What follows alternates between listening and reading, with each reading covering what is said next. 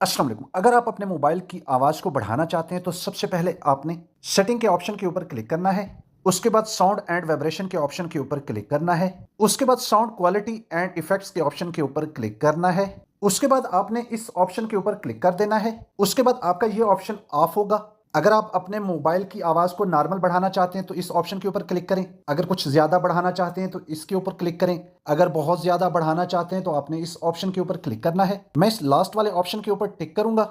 उसके बाद फिर से इस ऑप्शन के ऊपर क्लिक करूंगा। उसके बाद इस ऑप्शन के ऊपर टिक कर देना है, जो मैं ऑलरेडी टिक कर चुका हूं। तो इस तरह से आपके मोबाइल की आवाज़ बहुत ज़्यादा तेज़ हो जाएगी, बढ़ जाएगी। तो इस तरह से अगर आपको हमारी वीडियो अच्छी लगे, हमारे चैनल को सब्सक्राइब करें, घंटी के बटन को दबा दें ताकि हर नई आने वाली वीडियो आपको बर वक्त मिल सके। खुदा हाफिज़।